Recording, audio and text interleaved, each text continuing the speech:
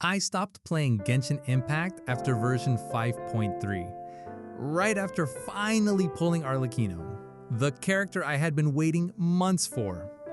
You'd think that would be a high point, but instead, it turned out to be the breaking point. What I felt wasn't satisfaction, it was burnout. And it wasn't just burnout either. The game itself was starting to feel boring.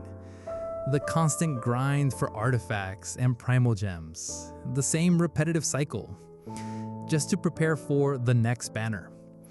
In this video, I want to share my journey with Genshin, how I started, what kept me hooked, and why I eventually stepped away. This isn't about drama or saying one game is better than another. It's simply my personal experience, and maybe some of you will relate.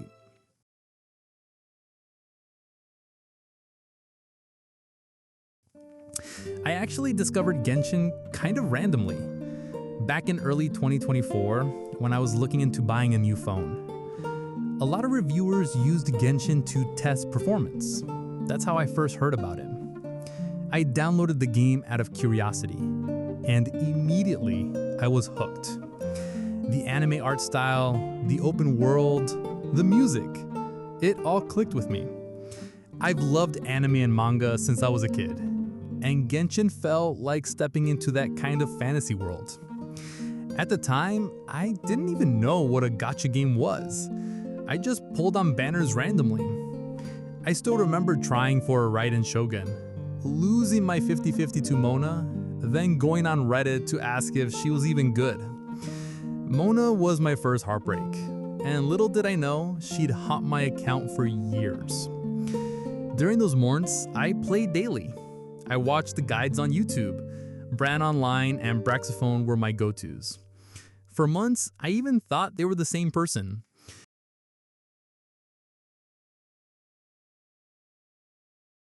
As I caught up to the story, finishing Fontaine at the time, I hit a wall. For me, nothing to do in Genshin didn't mean artifact farming or exploration. It meant story. I was so invested in Teyvat's lore that when I ran out of quests, I turned to lore creators. Ashikai, Dwit, Minceleaf, the unlikely Genshin gamer. Their videos deepen my love for the world, learning about the gods, character inspirations from mythology, even wild theories, like Paimon is secretly the final boss, which could be true. But it wasn't just about watching theories. I also started coming up with some of my own. Here's one of them. I always imagined that the twins' parents might actually be the Voyager and the Sealy, when both of them were about to be punished. So to save their children, they placed them inside a small space shuttle and launched it out of Teyvat. Inside that shuttle, they left in Teyvat flowers, so that when the twins grew up, they'd always have a piece of their homeland with them. Of course, it's just a theory, but honestly, thinking about stuff like this kept me hooked. Even when I wasn't playing, I was still thinking about Genshin's story. But still, as fun as theories were, it wasn't the same as having actual new story to play. So when Wuthering Waves launched, it filled that gap. Not as a replacement, but more like finishing one anime season and immediately binging another to hold you over.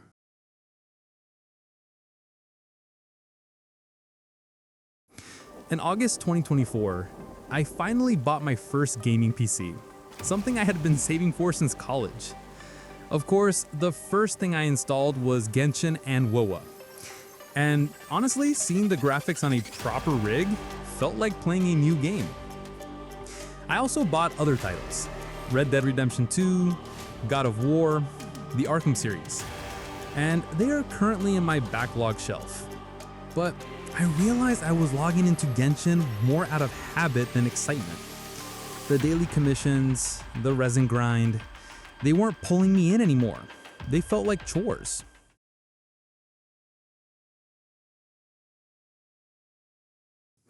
Version 5.0 was special for me, my first big region release as an active player. Notland felt fresh, and I was excited. But that excitement faded quickly. By 5.1, I barely touched the game. WoWa had the same issue at times, but at least its faster exploration, better rewards, and snappier combat felt worth the effort. I only returned in 5.2 because Zhongli had a rerun, and my new Valette desperately needed a shield. Even then, the spark wasn't there. I was chasing goals, not fun, and that's a dangerous shift in any game.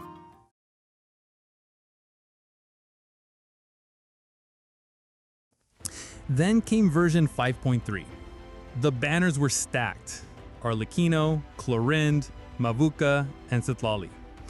Personally, Mavuka never appealed to me, but Arlecchino, her design, her animations, her combat style, I love her.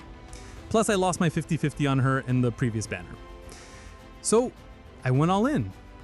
Farming, grinding, squeezing the map dry. Exploration, which I used to love, became a checklist.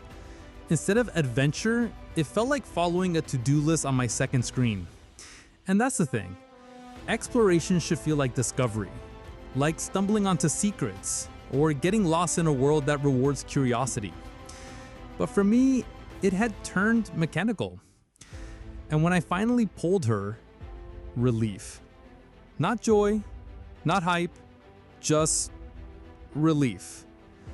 That's when it hit me. The cycle would just repeat. The next banner, the next grind, the same burnout. I wasn't playing for fun anymore. I was chasing characters.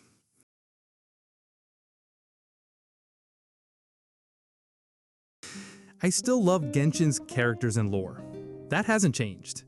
But actually experiencing the story in-game was draining. Too often it felt like 3 or 4 hours of filler for just a few minutes of meaningful story. At one point, I realized I was watching lore recaps on YouTube instead of playing the quest myself. And if I'd rather watch them play, that's a red flag.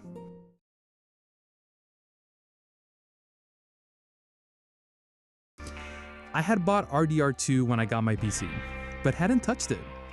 After 5.3 burned me out, I finally gave it a chance. And honestly, I fell in love with it. For the next month and a half, I spent over 200 hours in that game. I replayed the story multiple times, experimented with mods, and even gifted it to my brother so he could experience it too. RDR2 respected my time. No dailies, no resin, no limited time events. Just a handcrafted world. A story told patiently, with weight and consequence. It reminded me what games could feel like when they're built around immersion, not timers. And look, I'm not here to compare games directly, but if I'm honest, RDR2 is way better than any gacha game I've played. And that's not even a hot take, it's just reality.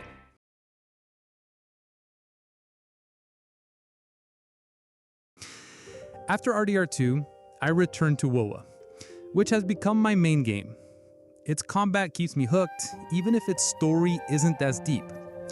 Genshin, on the other hand, has become a story-only game for me.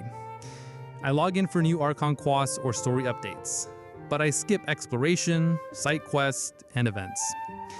And while I have dropped HSR completely, I haven't closed the door on Genshin. Rumors about version 6.0 talk about story pacing changes and better dialogue flow. If that's true, I'll check it out. Because honestly, I want to love Genshin again. Just not in its current state.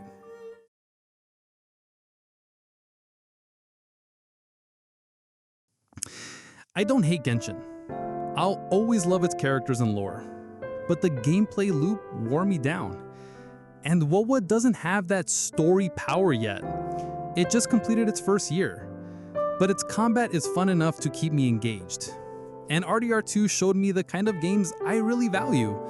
Ones that combine story and gameplay into a meaningful experience. So this isn't a goodbye to Genshin. It's more of a shift, from daily grind to story only. Games should make us excited to play, not scared to log in. And that's something I won't forget. That's my experience with Genshin after 5.3. But I'm curious, how about you? Are you still grinding daily like nothing's changed? Or have you stepped away, like I did, and found joy in other games? Let me know in the comments. I'd love to hear your story. Thanks for watching.